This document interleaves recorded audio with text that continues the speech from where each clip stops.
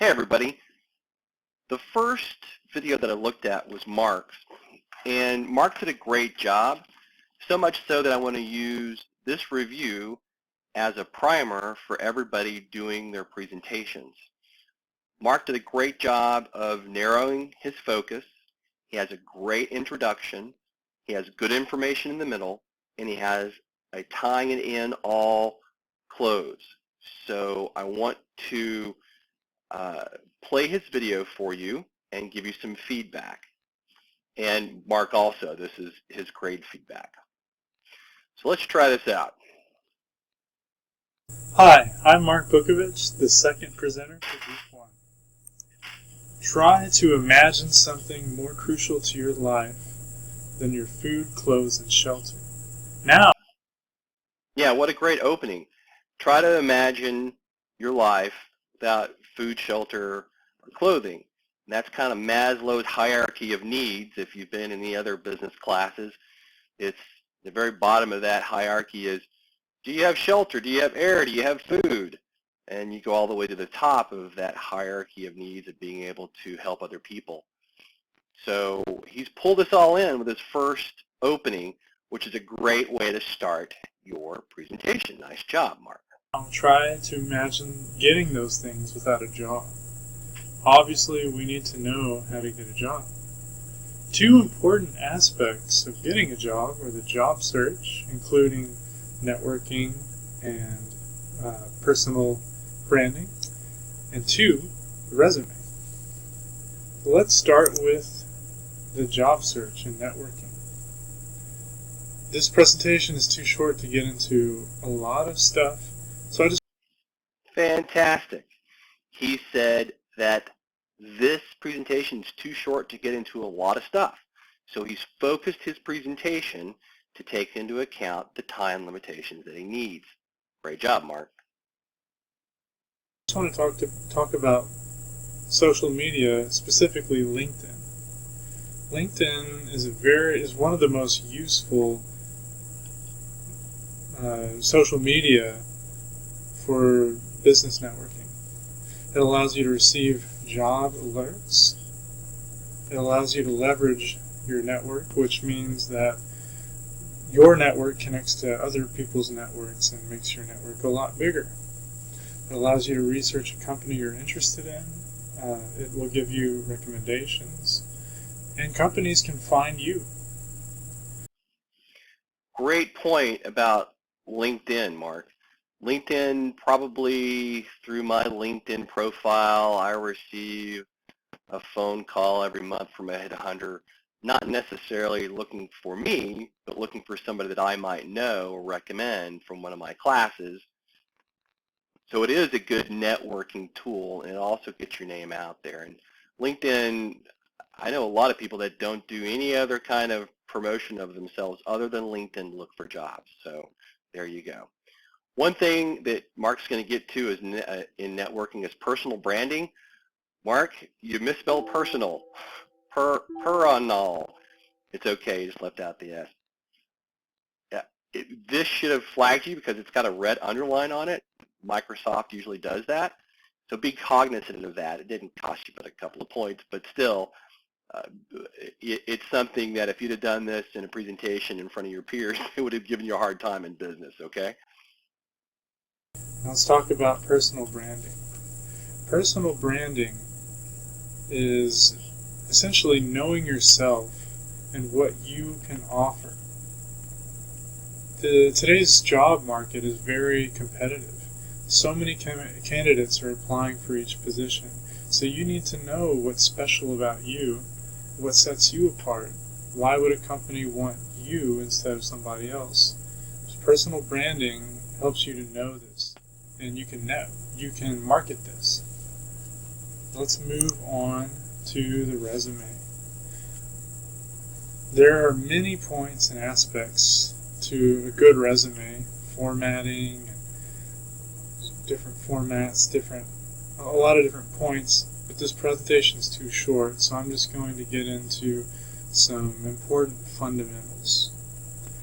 First, a recruiter has hundreds of resumes to go through often. which means they have a lot of extraneous information.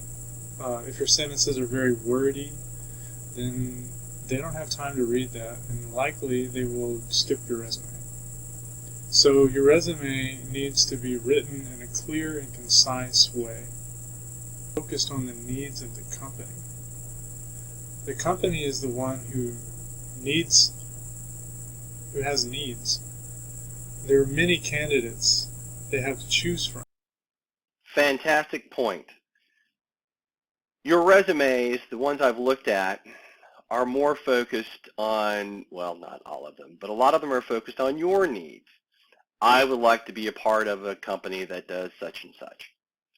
Well, that's great, but what your resume really should have is focus on the needs of the company.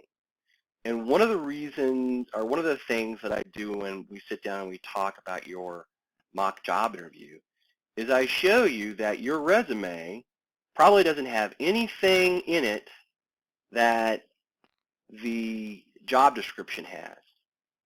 Well, that's a disconnect. Your job description needs to match what you have in your resume, or vice versa.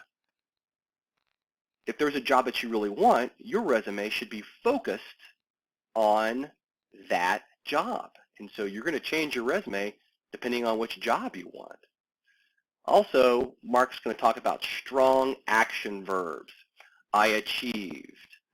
I have so many employees. We made this goal or achieved this goal or whatever. And detailed nouns are important because that's how I see that you are successful in your job. And I've given some feedback already to some people on that one. Okay, let's see what else he has to say. So whoever meets their needs the best is who they're going to choose, which is why you should focus on the company's needs. In addition, because the job market is so competitive, we need to write a special resume for every position. Okay, one of the things I'm going to do, just to be more concise and not use all your time, is Mark does a great job of closing out his presentation too. Something to the tune of, well, okay, we've talked about the importance of networking, LinkedIn, resume, and about how without a good job, you're not going to be able to be a good provider. So these two things are important for you to find a good job. And then he says, thanks. Mark, you did a great job in your opening. You did a great job in the information that you gave out. The LinkedIn information's good. You focused on company needs. That's great for your resume. You know, no generic resumes. It's fantastic advice.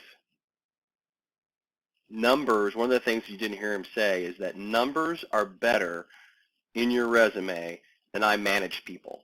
It should be, I manage 12 people scattered across the U.S. or an inside sales group or something like that. Always give numbers. Give dollar amounts. Give numbers of awards achieved. Anything that sets you apart with a concrete number or achievement is better than some bland, generic, vanilla information. When Mark concludes, he says, to conclude, which gives us the tone, and then we know that, all right, he's wrapping everything up, which you did a good job in. Mark, the only thing I can ding you on is, oh, and by the way, you only had 3 ums or ahs that really mattered. I'm really proud of you. That's a fantastically low number.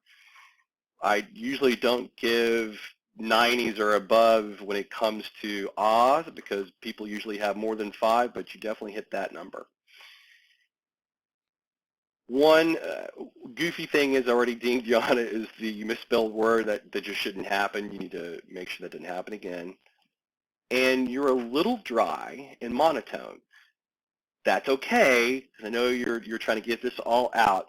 But when you do this in the future, when you give a presentation in business, try your best to record yourself, listen to it, and see how you can add more variation into your presentation. Other than that, fantastic job. You definitely got an A. I'm really proud of you. And you set the bar up, and that's the reason why I want to use this presentation for the rest of the class. Now, I know there are probably other great presentations out there. I just haven't got to them yet. I just wanted to post this as soon as I could. So I appreciate your focus on this, Mark, and you did a great job. Thanks.